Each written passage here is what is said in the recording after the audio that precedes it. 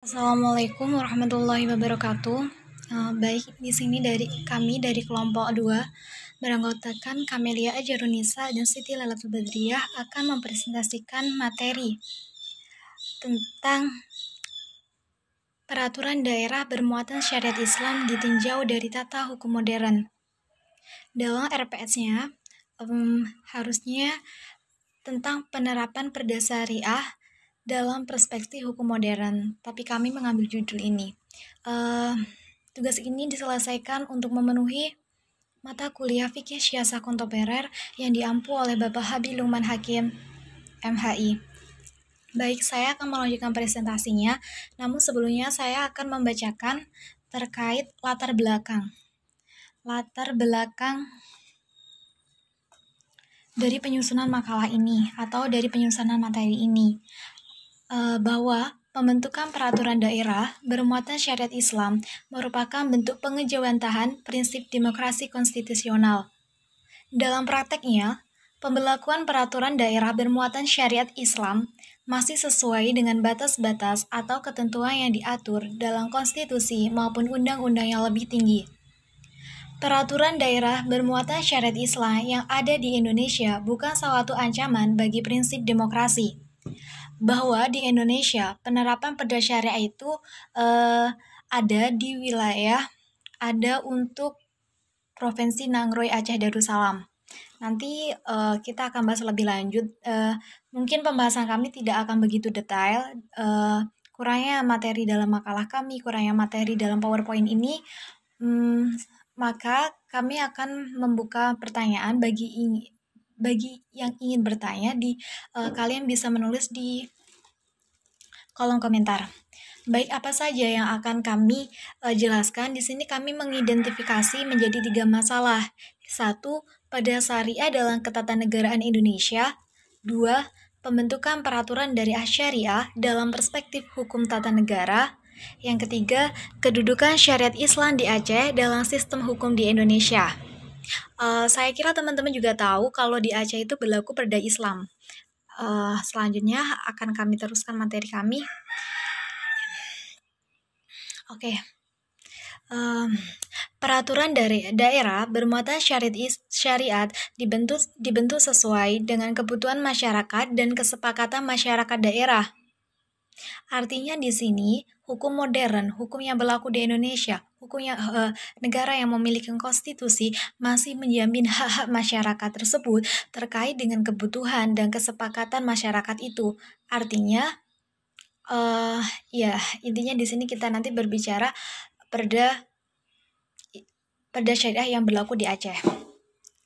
Sedangkan dalam perspektif Islam, pemerintah daerah melalui peraturan daerah syariah adalah melindungi dan atau mengembangkan kepentingan hak masyarakat daerah sesuai syariat Islam, sekaligus penghormatan dan marwah martabat manusia dan hak asasi manusia. Ya, intinya kembali lagi pada hak-hak yang harus diterima oleh masyarakat itu sendiri, sekalipun kita memiliki konstitusi nasional, yakni Undang-Undang Dasar 1945. Selanjutnya, untuk dasar-dasar hukumnya, kita baca sama-sama ya. Undang-Undang Dasar 1945, Pasal 18, Pasal 18A, dan Pasal 18B tentang konsepsi otonomi daerah memberikan kesempatan dan kekuasaan untuk mengatur serta mengurus urusan pemerintah dan kepentingan masyarakat setempat. Berarti pembelakuan perda itu kembali pada pembelakuan otonomi daerah, bahwa setiap daerah diperkenankan untuk mengurus daerahnya masing-masing dan memungkinkan untuk membentuk perda syariah. Namun tidak semua wilayah diberi kesempatan, diberi wewenang untuk memiliki produk hukum perda syariah. Materi lebih lanjut ada di belakang. Singkatnya, pembelakuan peraturan daerah bermuatan syariat Islam merupakan bagian dari prinsip demokrasi dalam konsep negara hukum, Ristat maupun rule of law. Tentang ini teman-teman bisa baca lebih lengkapnya di makalah. Itu ada konsep negara Ristat itu gimana, rule of law itu gimana. Tapi intinya bahwa peraturan daerah bermuatan syariat Islam itu masih selaras dengan prinsip demokrasi Ristat maupun rule of law.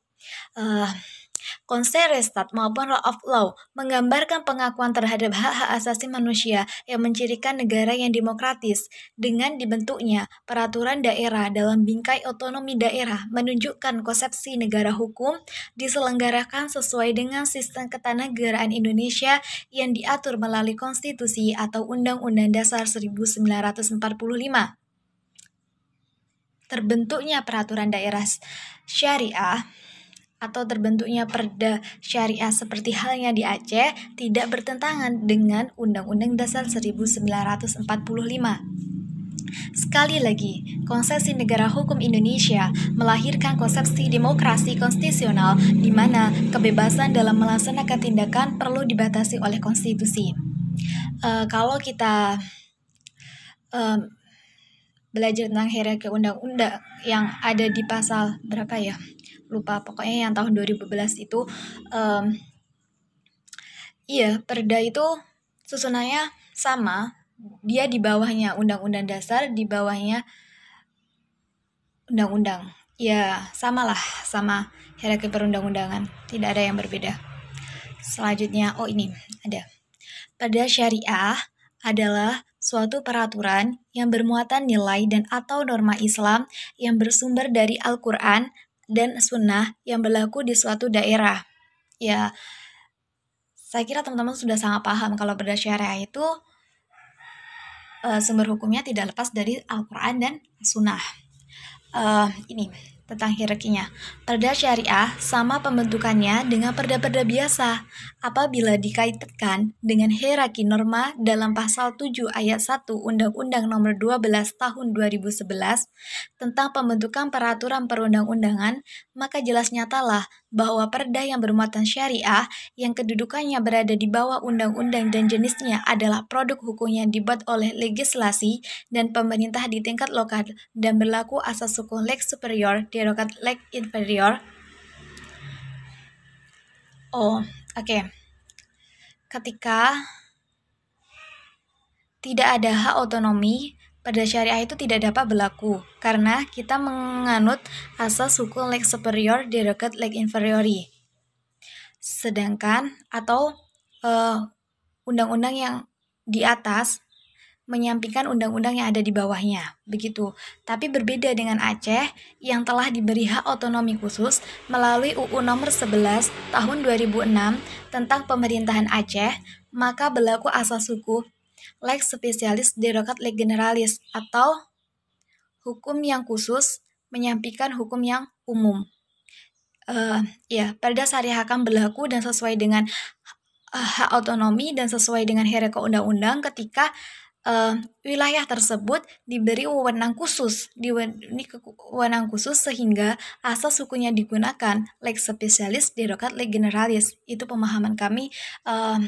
Apabila ada kekeliruan nanti mungkin akan dijelaskan atau diluruskan oleh pengampu mata kuliah ini. Selanjutnya ini yaitu aturan hukum khusus mewajibkan Aceh dari Undang-Undang Pemerintah Daerah. Baik.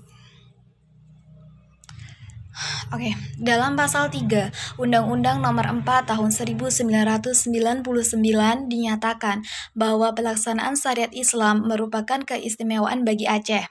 Dipertegas lagi teman-teman di dalam pasal 3 Undang-Undang Nomor 4 Tahun 1999 bahwa saya ulangi lagi, pelaksanaan syariat Islam merupakan keistimewaan bagi Aceh.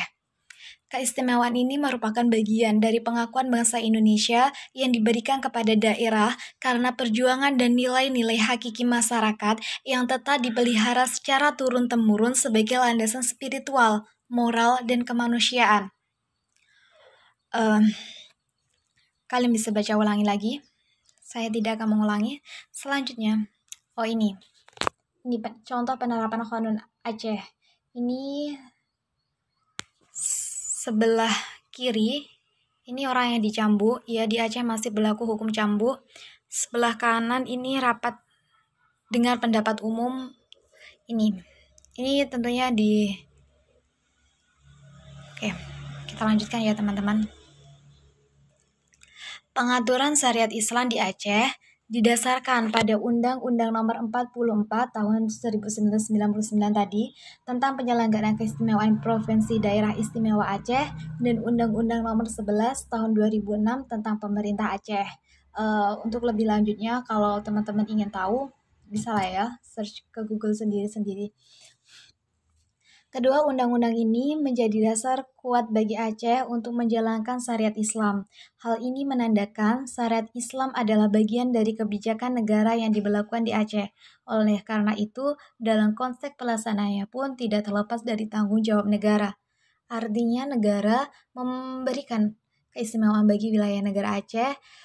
Ketika negara itu memberikan, negara tersebut juga tidak bisa lepas dari tanggung jawabnya dalam pelaksanaan nantinya. Ya, begitulah. Mulek. Bener. Undang-Undang Nomor 11 Tahun 2006 menghendaki adanya sejumlah peraturan perundang-undangan organik. Contohnya Konon Aceh tadi ya. Artinya Undang-Undang Nomor 11 Tahun 2006 yang dijadikan pijakan dalam Undang-Undang 11 Tahun 2006. Tentang peraturan perundang-undangan, Undang-Undang Nomor 11 Tahun 2006 tentang peraturan perundang-undangan ya, itu menghendaki adanya sejumlah peraturan perundang-undangan organik. Kami menyadari materi kami sangat kurang, jadi kami menyarankan teman-teman untuk mencari referensi lainnya, untuk tidak berhenti membaca. Selanjutnya, kita kembali ke Konon Aceh. Konon Aceh merupakan undang-undang organik. Karena apa? Karena lahir dari nilai-nilai hakiki kemanusiaan dan moral yang tadi sudah dijelaskan yang masih dipelihara oleh masyarakat setempat. Tadi di depan udah dijelaskan ya. Konon Aceh adalah salah satunya dan ini dalam rangka melaksanakan syariat Islam. Konon berfungsi sebagai peraturan perundang-undangan operasional dalam rangka menjalankan amanat pemerintah Aceh.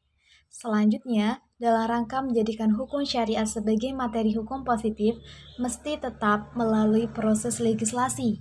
Konon Aceh disahkan oleh gubernur setelah mendapat persetujuan dengan Dewan Perwakilan Rakyat Aceh. Masih tetap sama, tidak ada yang membedakan dalam prosesnya.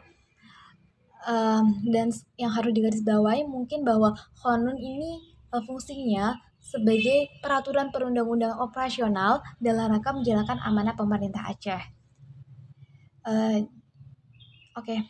Cukup sekian mungkin presentasi dari kami. Ada kurang lebihnya kami mohon maaf. Terima kasih yang telah berkenan menonton, telah berkenan menyimak. Untuk lebih jelasnya, untuk lebih detailnya, apabila ada pertanyaan silahkan bertanya di kolom komentar. Jika masih kurang, mungkin teman-teman bisa mencari referensi lainnya, dan apabila masih kurang bisa ditanyakan kepada dosen kita. Sekali lagi terima kasih. Tetap jaga kesehatan. Akhirul kalam wallahu muwaffiq ila aqwamit thoriq. Wassalamualaikum warahmatullahi wabarakatuh. Bye bye.